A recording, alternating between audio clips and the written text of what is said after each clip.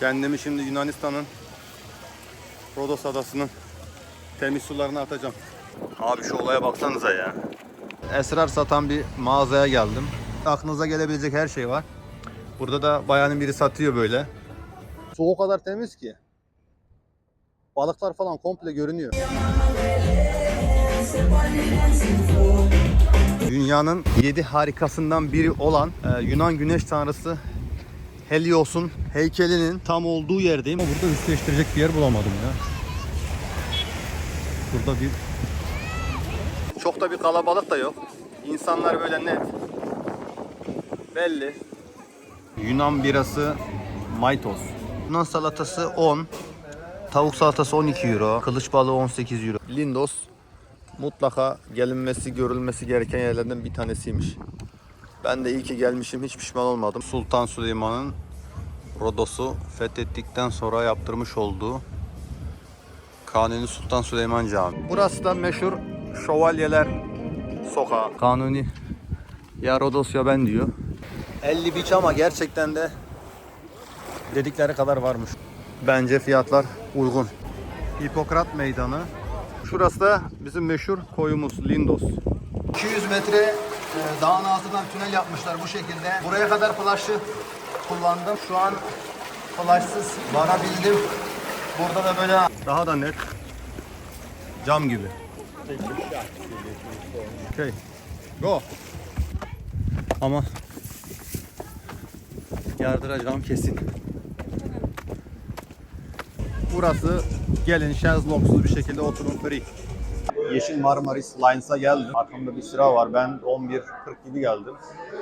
Burada yerleri görebiliyorsunuz. Bu şekilde size göstereyim. Şuradan da check-in yapılacak. Sonra dışarıda size göstereceğim. Harç pulu 500 TL ödedim. İnternet bankacılığından ödeyebilirsin. Çok ses var. Dışarıda tekrardan devam ederiz. Şurada bir kruz gemisi var. Şurada bizim gideceğimiz feribot. Şöyle yavaş yavaş feribotumuza doğru gidiyoruz. Geliş ve gidiş aynı yere oluyor. Hani biz pasaport kontrolünün sırasında beklerken diğer tarafta da insanlar gelmek için bekliyorlardı. My tears like rain run down the window. I repeat your name, losing no wisdom. My tears like rain run down the window. I repeat your name, losing no wisdom. Böyle gelip iniyorsunuz. Ondan sonra bu şekilde gelip şuradan tekrar kontrolden geçeceğiz. Aracı şu arkada bir yere park ettim. Otele gittim. Şimdi burada bir denize gireceğim. Buraya kadar gelmişiz. Buranın bir denizine girelim ya. Su da çok iyi duruyor. Bakalım sıcaklığı nasıl?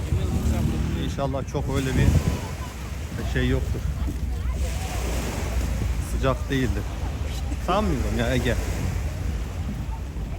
Ama burada üstleştirecek bir yer bulamadım ya. Burada bir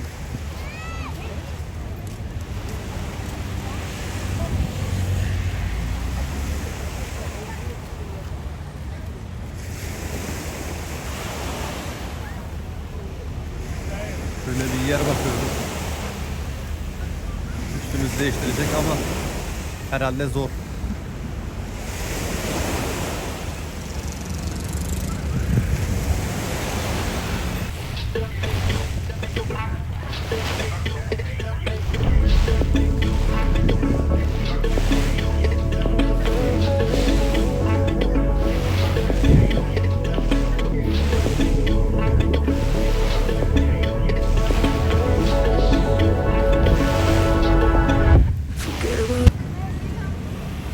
Burası da arkadaşlar çok popüler bir kapı. Yani insanlar genelde işte resimlerini, videolarını falan burada çekiyorlar. Ben de atlattım tabi resimleri. Şöyle sağda güzel bir yer var. Fiyatlar da yani Fornarina neymiş? Pizzada olive oil 5.8. Burada fiyatlar biraz pahalı gibi geldi de. Biraz içeri girelim, biraz orada da bakalım. Gerçi abi 10 euroya margarita yiyorsun abi. Türkiye'nin Marmaris'te 10 euroya margarita falan yiyemezsin.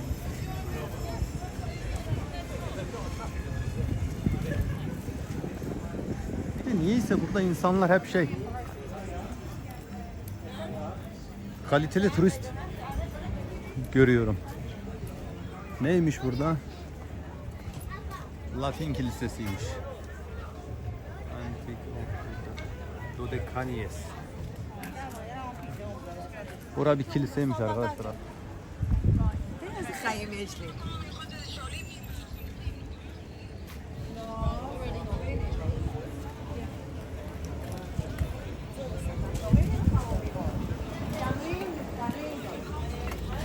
Şöyle bir içeri doğru giriş yapalım. Acıktım ya, benim bir şeyler yemem lazım. Deri diyor. 5 euroymuş. Full leather made in Greece. 50 yapımları 15 euroymuş. Yunan yapımları. Hello mate, how are you? Hello, very good. Thank you.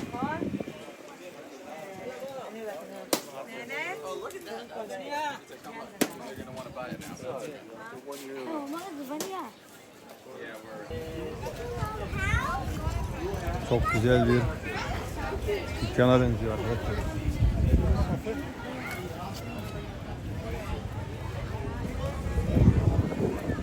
Oo, abi ben burayı beğendim ya. Harbiden iyiymiş.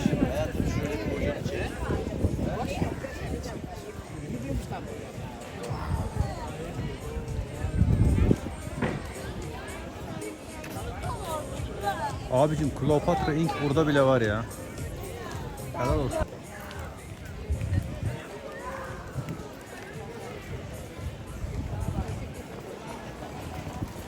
Polis vortece file.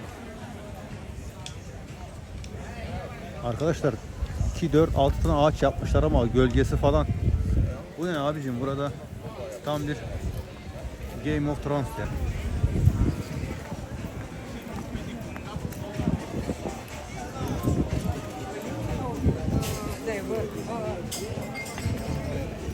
Burada yukarıda şöyle bir mekan var. Bence nezih.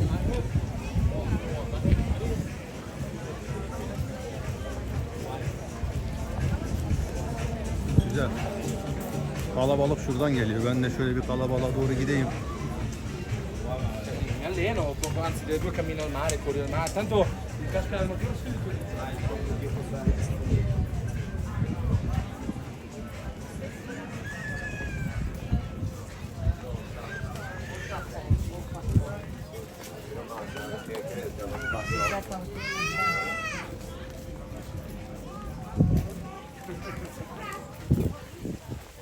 Bu arada şu kannabisçileri, yani esrar satan marketleri burada da gördüm.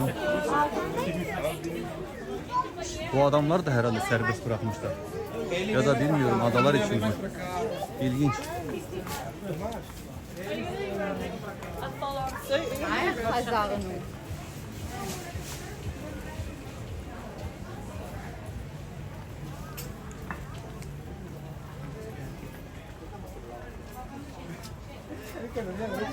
Buranın da zeytinleri çok meşhur diyorlar arkadaşlar. Zeytin konusu gerçekten burada anladığım kadarıyla popüler, çünkü her yerde zeytin mutlaka var. Arkadaşlar şu, yani görebiliyor musunuz?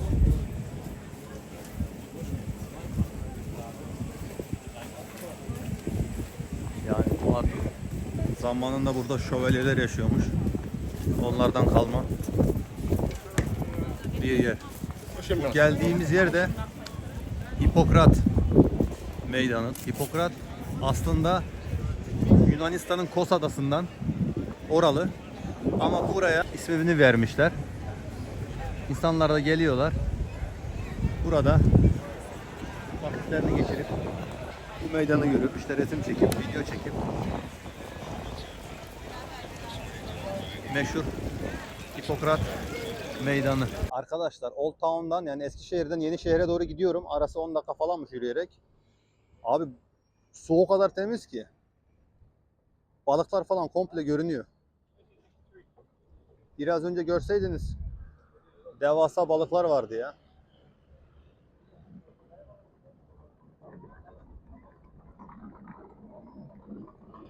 Hah çıktı bakın bak. Görüyor musunuz arkadaşlar? Koca kafa kefal bunlar.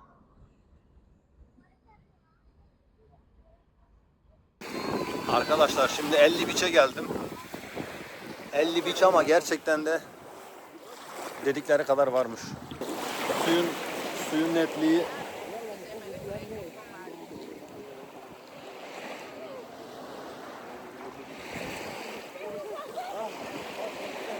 yani biraz yüzeceğim. Zamanım olursa yine video çekerim ya. Biraz da bana. Dedim belki video çekmem. Çok fazla şarjım yok. Yine de duramadım. Şarjımı dibine kadar kullanacağım. Artık otele nasıl varırım bilmiyorum. Sonra giderim. Navigasyon olmazsa. Burası 50 Beach diye geçiyor. Bayağı uzun. Böyle görüyorsunuz değil mi? Bir de şu arkayı da size göstereyim. Şöyle böyle gidiyor. Bilmiyorum belki 2 kilometre falan var bu görünen kısım. En büyük plajlarından bir tanesi Rodos'un 50 Beach. Akşam bir plan yapacağım. Yarın nereye gideyim, diğer gün nereye gideyim diye. Antalya Olimpos'un suyuna benziyor bakın.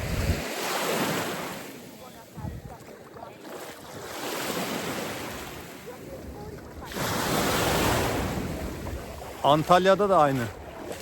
Oradaki su da bu şekilde berrak. Ama bilmiyorum burada bana daha çok temiz geldi. Diğer taraflara göre, özellikle bizimkilere göre. Adamlar temiz tutmuşlar. Ben Kleopatra Beach'te Alanya'daydım. Her yer sigara izmaritiydi. Nasıl temizlenecek o kadar izmarit bilmiyorum. Bir ceza yazan da yok. Denizde dalga yoktu. Bir anda dalga oluştu. Allah Allah, ilginç.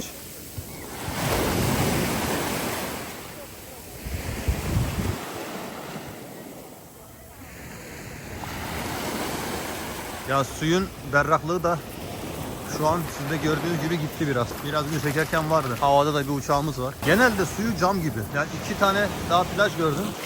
Çok temiz. Gerçekten adamlar belli ki kirletmiyorlar yani. Önemli. Bir tarafta sigara içenler, bir tarafta bir tane çöp yok. Bir de gelip sorsam adamlar doğru dürüst sanmıyorum para alsınlar. Dün sorduk işte. Gördünüz. Adam 500 lira, 750 lira, 1000 lira limit koyuyor. Eğer şezlong kullanacaksan ücretsiz abi diyor. Ya sözde ücretsiz. Bilmiyorum. Eskiden para vardı oralarda. Bu şeyden sonra Yunanistan adalarından sonra onlar da sistemi biraz değiştirdiler. Neyse abiler. Benden şimdilik bu kadar. Bakın burada fazla dalga yok. O tarafta var. Çıktım tam araca gidiyordum. Adamlar yazmışlar. 2 şezlong. Bir şemsiye 20 euro. Ha bu 20 euro harcama limitim mi bilmiyorum da. Denk gelince onu da sorarım. 50 Beach. Arabayla giderken bir şey fark ettim. Ben sandım ki güneşin batışını falan göremeyeceğim bugün. Abiler şu olaya baksanıza ya. Abi çok iyi değil mi ya? Bilmiyorum kamerada nasıl görünüyor ama mükemmel. Uzun zamandır böyle gün batımı görmemiştim ya. Sizlere de paylaşmak istedim arkadaşlar. Bunları beraber izleyeceğiz. İnsanlar gelmişler. Bu müthiş gün batımını seyrediyorlar. Abicim. Çok iyi ya. Harbiden. bayıldım arkadaşlar. Şu olaya baksanıza ya. Şimdi esrar satan bir mağazaya geldim. Böyle otomatı da var. Burada şeker mi istiyorsunuz? Sakız mı istiyorsunuz? Aklınıza gelebilecek her şey var. Burada da bayanın biri satıyor böyle. Burada hazır sarılılar da var. Yazıyor böyle 19 euro, 20 euro, gram gram.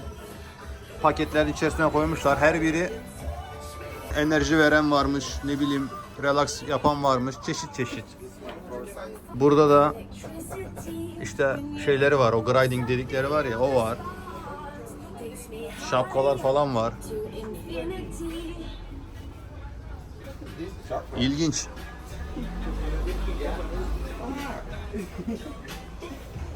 Şimdi böyle ağır ağır yürüyeceğim. Yürürken de sizlere anlatacağım. Eskiden burada Rodos Adası'nda şövalyeler yaşıyormuş. Bu şövalyeler de Bizans dağıldıktan sonra bu adaya kaçıp geliyorlar. Bu adada yavaş yavaş güçleniyorlar. Tabi işte Osmanlı 400 yıl hükmediyor. Ama bunlar burada saklanıyorlar. İşte ta ki Kanuni Sultan Süleyman'a kadar. Kanuni Sultan Süleyman da hatta filmde de diyor ya, ya Rodos ya ben. Kafaya takıyor burayı. Burayı almak için çok uğraşıyor. Kimileri 70-80 bin kişilik bir orduyla geldiği söyleniyor. 70-80 bin kişilik bir ordu arkadaşlar. Burada da içeride de hani 10 bin 15 bin kişi varmış ama hepsi ölüm makinası. Evlenme yok, çocuk yok, ne bileyim aşk hayatı yok. Sadece askerlik. Özel. Yani bunlar dini yönden de güçlüler. İşte İngiltere'ye bağlı. Fransa sürekli destek veriyorlar. Bunlar da kendi içlerinde çok güçleniyorlar. Aşırı güçleniyorlar. O kadar güçleniyorlar ki yani 3 sıra duvar yapıyorlar. Düşünün artık. Surları falan 3'e çıkarıyorlar. Osmanlı geliyor, olmuyor. Gidiyor, olmuyor. Yani bir çözüm yolu bulamıyorlar. En son lağımcılar falan giriyor işin içine. Lağımcılar da çözemiyor. Artık kuşatma o kadar uzun sürüyor ki insanlar bıkıyor yani. Bir de şövalyeler de ilk geldiği zamanlar insanlara karşı iyilermiş. Sonradan şövalyeler de işte insanlara zulmetmeye başlamışlar. Sonra içeriden insanlar Osmanlı'ya ajanlık yapıyor. Yani içerideki ajanlar sayesinde Osmanlı yıkabiliyor. Tabi uzun sürüyor. Atıyorum onlardan 10 bin kişi, 15 bin kişi öldüyse yalan doğru bizden 100 bin yani 100 bin hani atıyorlar da yani bir 50-60 bin de bizden gidiyor. Çok güçlülermiş. Ama en sonunda Kanuni Sultan Süleyman burayı alıyor. Şimdi geldim arkadaşlar. Size de şöyle göstereyim. Gündüz geldiğim yer. Tam meydan. Hipokrat Meydanı. Burada insanlar oturuyor. Bir şeyler yiyenler, içenler. Herkes kafasına göre. Şimdi kamerayı çevireceğim size daha iyi göstermek için. Akşam saat 9-9:30. Resim çekenler, video çekenler.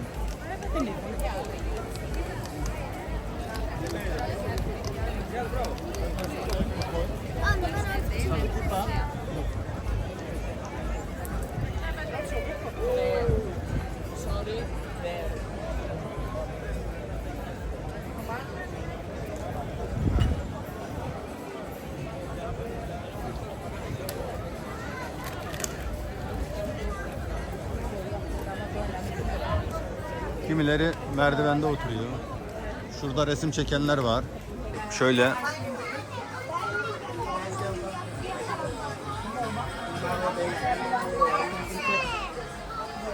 Değişik bir dondurmacı. Külahlar da var orada. Şöyle.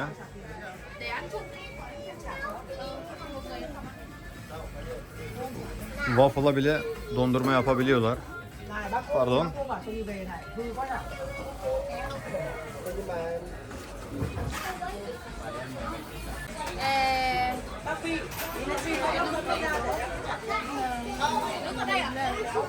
Thank you.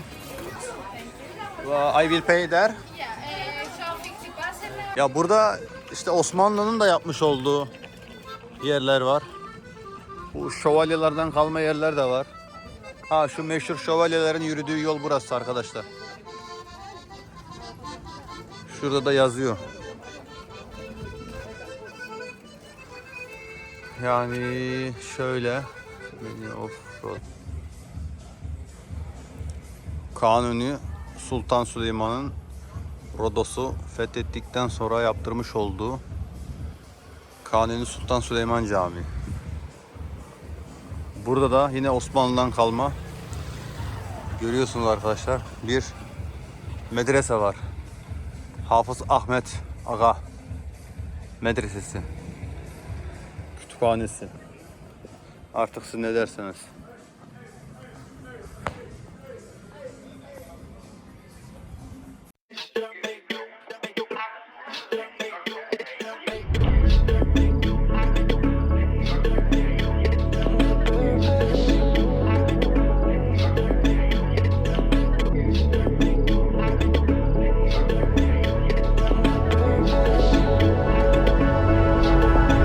Forget about love.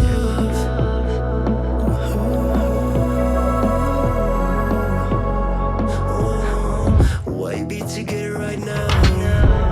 'Cause chasing you makes me go lose my purpose. My purpose. My purpose. My purpose.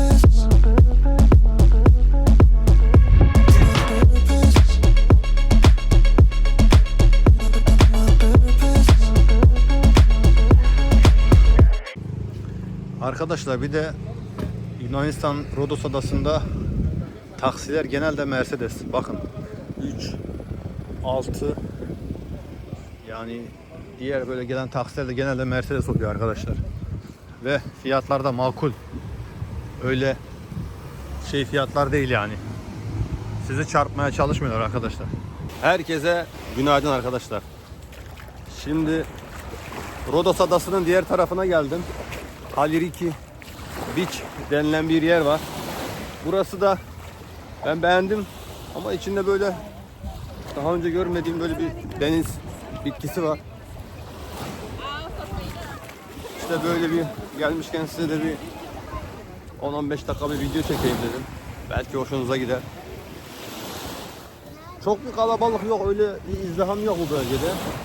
Diğer taraflar. Gerçi burası büyük arkadaşlar. Alanya sahilini bilen varsa Kleopatra Beach gibi. Fiyatları da birazdan göstereceğim. Şöyle localar yapmışlar.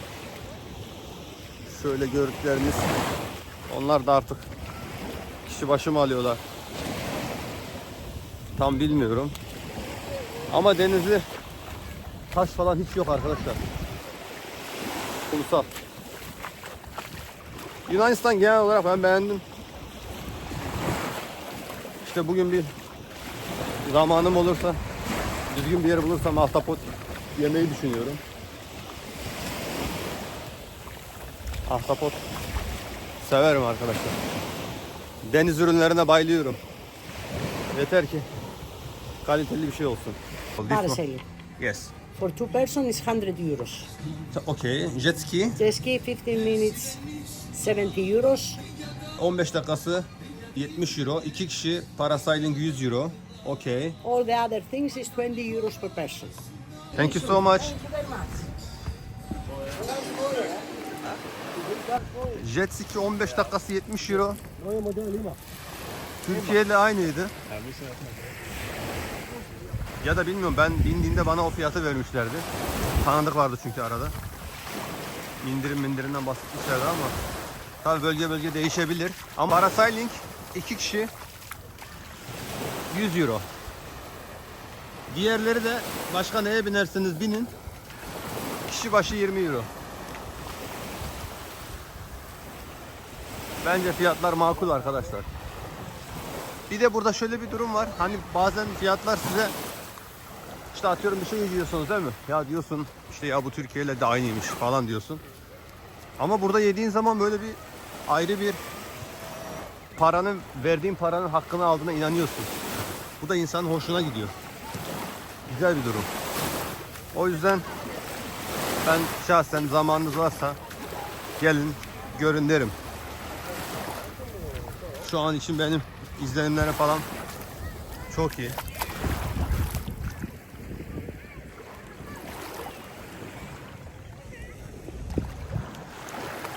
Burada da teyzem var.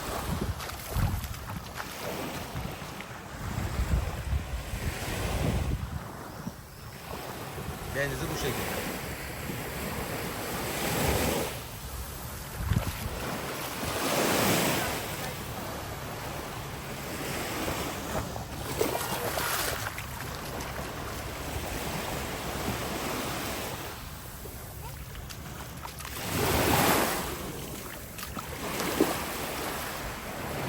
Can you explain please one more time? This is special packages where you can do all these 4 activities. Like you can do parasailing, one rider your choice, pedal boat, and you get also the photographs on the parasailing.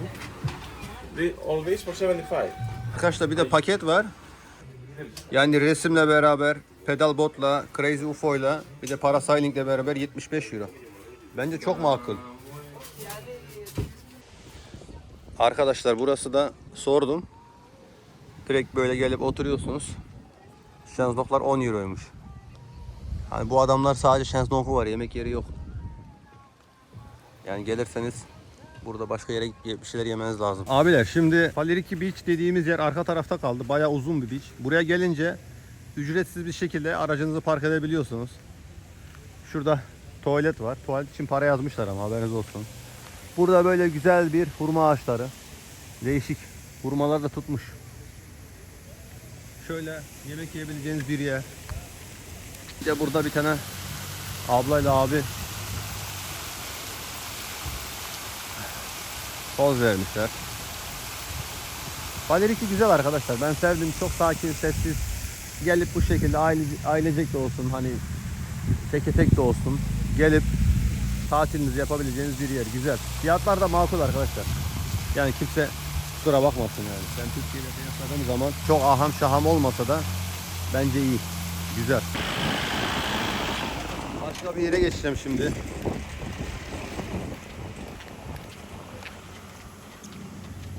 Şu Lindos var. İşte kelebeklerin olduğu yer var. Bir gideyim. Biraz takılalım ya. Vakit geçsin. Hadi devam ederiz. Şimdi Anthony Quinn dedikleri koya geldik.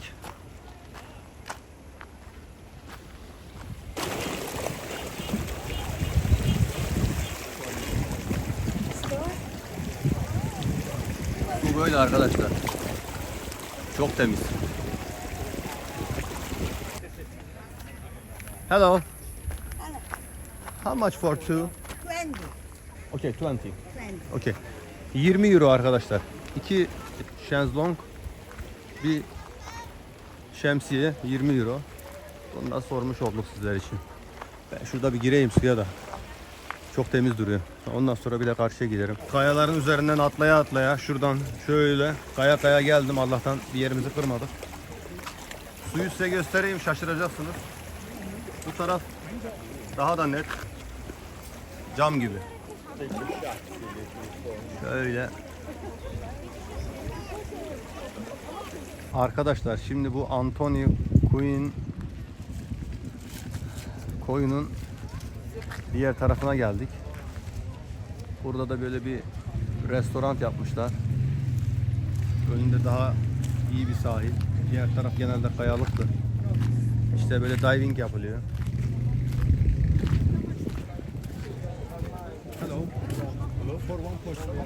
60 euro bir sefer için, 110 euro da iki sefer dalış için istedikleri para.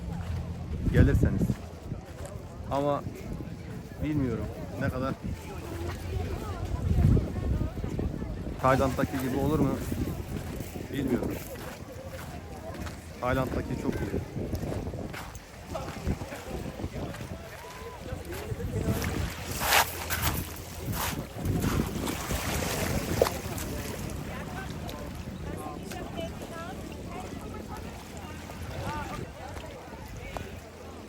You will go? Okay. Go. Adanalı Memocan gibi aynı atladı. Good job. Burası da bu şekilde arkadaşlar. Asıl manzara şu tarafta ve şu üst tarafta da. Nasıl gideceğim ki ben? Şu üstte arabayı durduramıyorum. Yürüyerek gitmek de ölüm oraya şimdi arkadaş. You will go?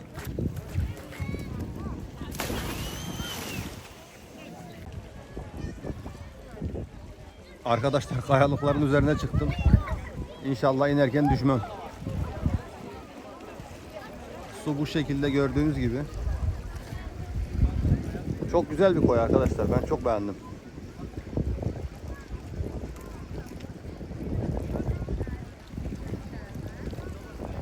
Çok berrak bir su var. Bu kadar insan girmesine rağmen yine de su berraklığını koruyor ama sabah saatlerinde geldiğimiz zaman eğer bakarsak şu kenarlarda insanlar ücretsiz havlusunu serebiliyor. Kimse karışmıyor yani. Genel itibariyle güzel. Arkadaşlar şimdi bu Anthony Quinn Bay'in içinde böyle bir yer var. Buradan siparişlerinizi falan verebiliyorsunuz. Şöyle meyveler falan var hazırlan. Bunların fiyatına ben bakacağım. Arkadaşlar yani Yunan kahvesi thank you 3 euro, Nescafe'ler 3 euro. Thank you very much. Burada işte Coca-Cola'lar genelde 3 euro içecekler. Ondan sonra biralar 4 euro. Arkadaşlar şimdi Yunan birası Maitos. Gördüğünüz gibi. Başka bir tane daha varmış popüler olan da o şu an bitmiş. %5 alkol. Bir tadını açıp deneyeceğim bakalım nasıl olacak.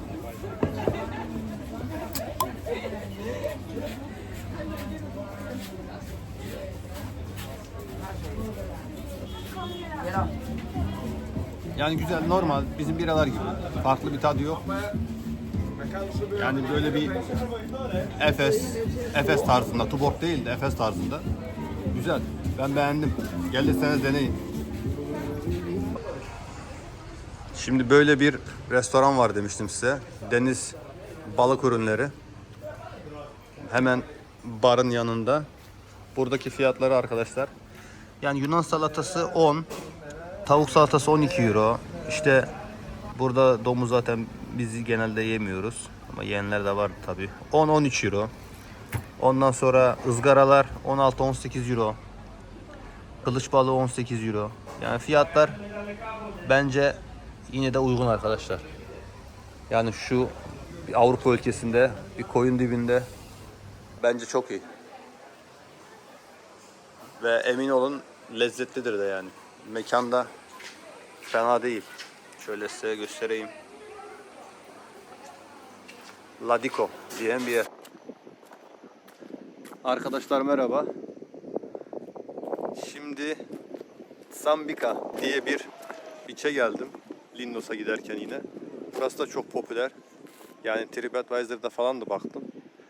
Araçları şöyle ücretsiz şekilde park edebiliyorsunuz kafanıza göre. Hep kum arkadaşlar. Yani buranın kumu şu golden dedikleri tip var ya ondan. Hello. 2 beds and 1 umbrella. How much? Burada da ilk sıra 40 euro. İkinci sıra 35 euro. Zaten diğerlerinde boş yer yokmuş. O da herhalde 30 euro.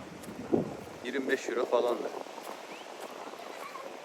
Şimdi buranın denizine de şöyle. Burada manzara güzel ama arkadaşlar.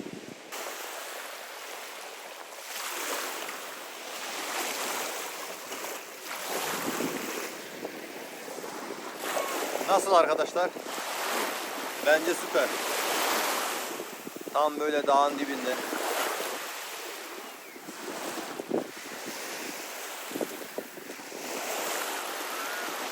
Havada esiyor. Burası da arkadaşlar böyle kumu falan güzel. Hani bu adamlar hani ücretli şezlong kiralıyorlar ya. İsterseniz şemsiyenizi getirin. Direkt açın. Kimse size bir şey diyemez. Aynı Türkiye'de de o şekilde. Tabi her yerde olmasa da birçok yerinde öyle. Deniz arkadaşlar çok berrak, çok temiz. Kum zaten müthiş.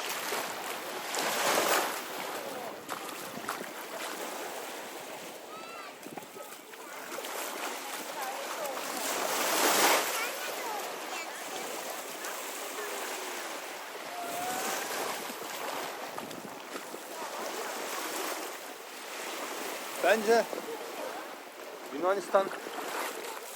Yunanistan tatile gelir arkadaşlar.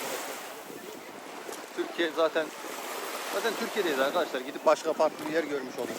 Hiç olmazsa. Şeye değsin yani. Tatile çıkmış olursunuz. Yeni bir kültür, yeni bir lezzet, ne bileyim. Farklı bir kültür görmüş olursunuz.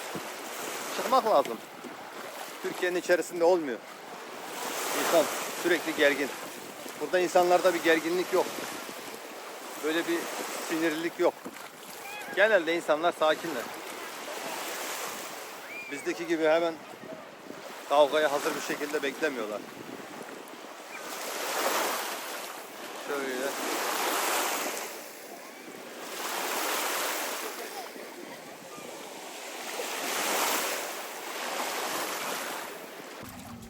Arkadaşlar Seven Springs'e geldik. Bu su yerin altından geliyormuş. Buz gibi. Şöyle bir dalga yapıyor. Buradan da böyle içeri doğru giriş yapacağım tünelden. Bizi ne karşılayacak bilmiyorum da.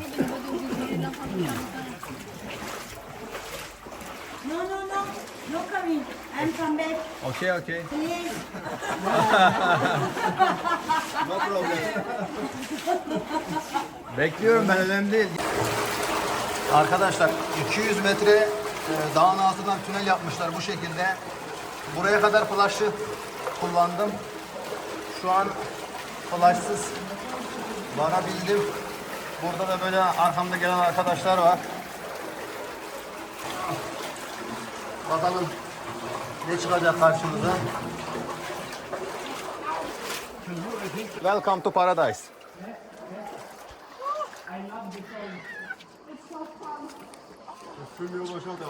Böyle geliyorsunuz. Su buraya dökülüyor. 200 metre. Arkadaşlar sonunda Seven Springs denilen yeri bulduk. O 200 metre yürüdüğümüz yol vardı ya. O su burada böyle toparlanıyor. Sonra buradan şelaleden akıyor. Yine bu şekilde yine gidiyor böyle.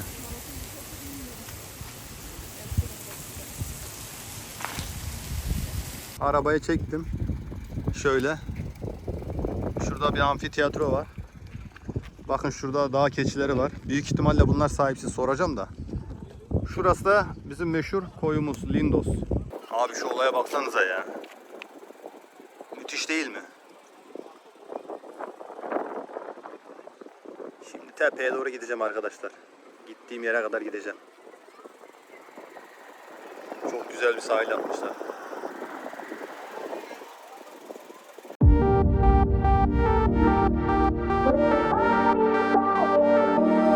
The night is young, we go, it's strong till dawn. Up all night till the morning comes, we love it so. We go, it's strong for more. Abiler, bu Akropolis denen yere geldim. Evler bembeyaz, kapılar bir değişik, dar sokaklar.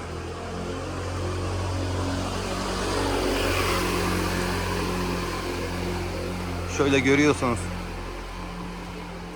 Bir de böyle evlerin önünde çiçek var. Bu ne oluyor bilmiyorum.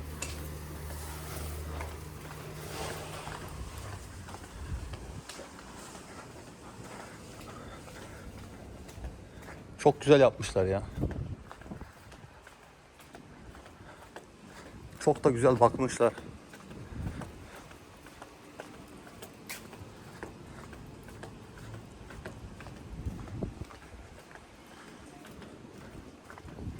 Şöyle bir sokak var. Böyle gidiyorum. Vay şurayı iyiymiş.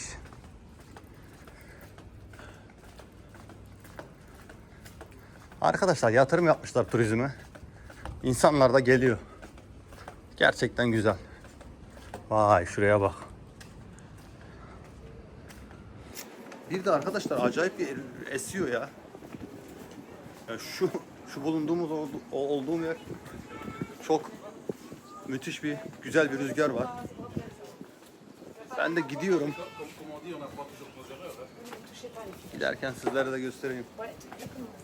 Est-ce que tu vas apprendre de celle-ci? Qu'est-ce que tu vas apprendre de celle-ci? Quelle carte che Con il sapone anche. Akropolis diye yazmışlar böyle zaten.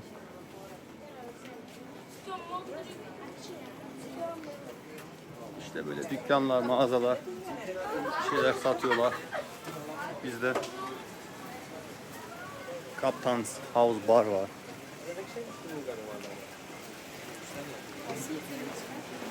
Şöyle 1640 mı yazıyor lan orada?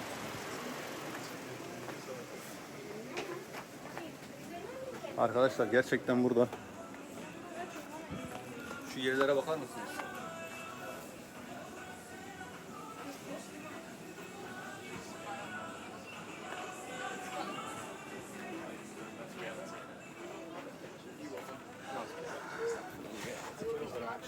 Burada kaymaz mıyız lan?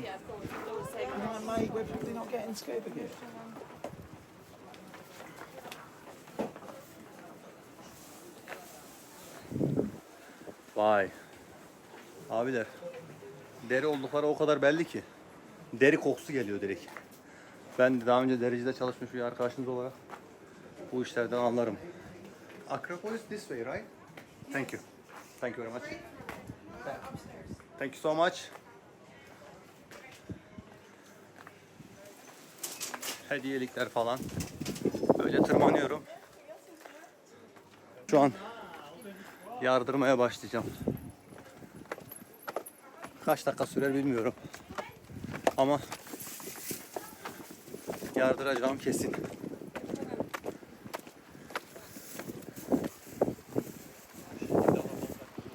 Şöyle manzaraya da bakın.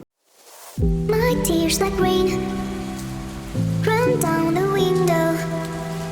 I repeat your name, losing no wisdom. Arkadaşlar bir girişe geldik. Şurada da işte dikkat edin. Kafanıza bir şeyler düşebilir, çarpabilirsiniz vesaire bir ton yazı var. Şimdi Akropolis'in içerisinde ileri doğru gideceğiz. Geldiğiniz zaman işte şu insanların yaptığı gibi bilet alıp içeri öyle giriş yapmanız lazım.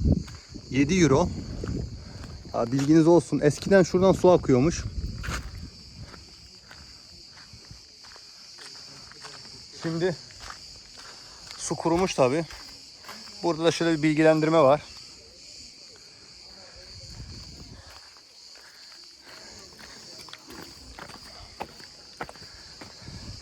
Gelmişken şuradan güzel de bir resim çekelim. Aa bak burada manzarada yatan bir güzel varmış.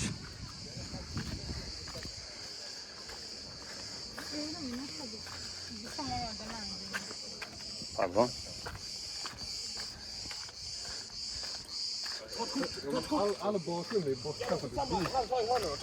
Manzara bu arkadaşlar.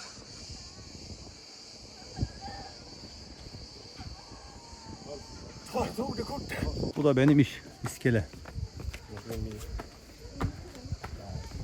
Yapmışlar ama tartışılır.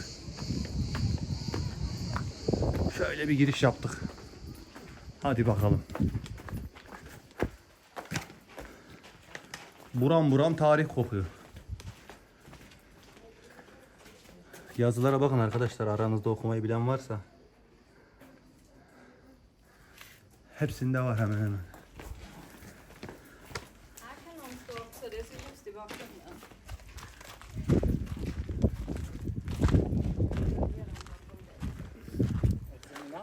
Burada adamlar kaleyi inşa etmişler. Kimse saldırmasın, manzara iyi olsun. Şöyle yavaş yavaş çıkıyoruz. Para, krallık, ölüm korkusu. Her şey yaptırmış adamlara. Arkadaşlar, şimdi Akropolis'in en tepesine çıktık. Burayı size göstereceğim ama aşırı rüzgar var. Ben de mikrofon nerede şu an bilmiyorum arkadaşlar. Zaten çok da kaliteli değil anladığım kadarıyla. Ben de kablolu da kullanmak istemiyorum. Şöyle gelmişken sizlere de surlardan böyle göstereyim. Çok güzel abi ya. Gerçekten çok şık, çok güzel.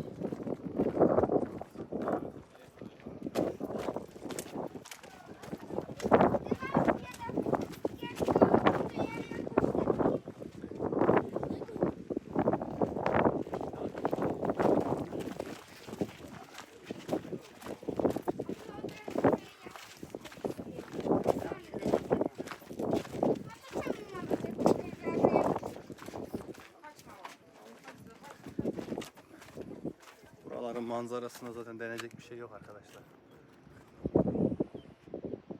Şöyle size göstereyim. Oha! Olaya bakın ya. Adam sanki boşlukta yüzüyor ya. Gördünüz mü arkadaşlar? Oğlum bu ne ya? Bu ne ya? Bayıldım ya. Koyu var. İsmini unuttum. Bakar yazarım olmazsa. Bir sürü koy var arkadaşlar. Şöyle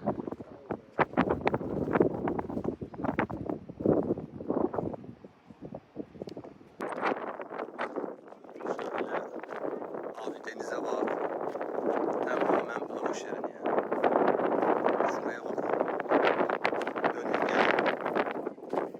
Şuraya bakın. Masmavi.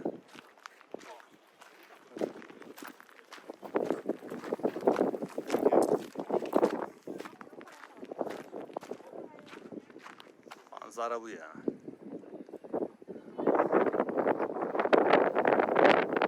Çok iyi abi.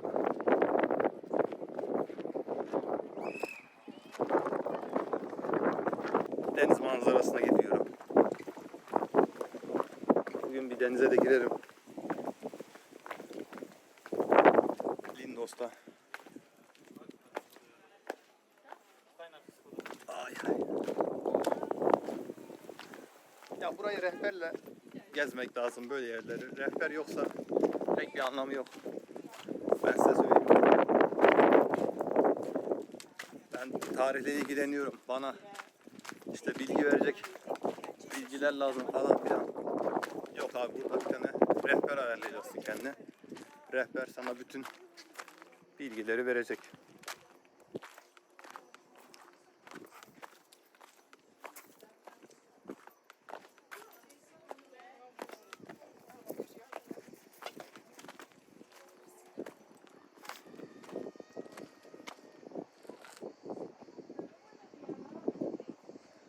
Arkadaşlar kamerada nasıl bilmiyorum da çok güzel ya. Gerçekten müthiş. Gerçekten. Şu suya baksanıza.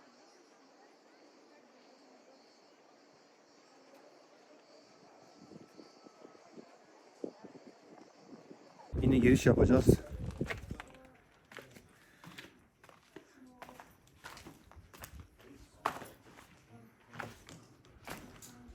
Abicim burayı yıkılır ya. Buradan hızlı çıkmak lazım, ben korkarım. Kaç yüzyıllık yer. Bir şey olur anasını satayım. Bizi eve yetiştiremezler burada. Denize atarlar bizi, balıklara. Böyle artık kaç yüzyıllık eski.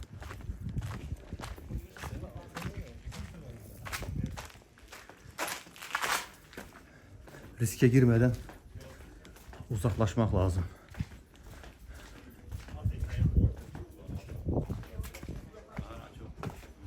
Ama genel itibariyle çok iyi.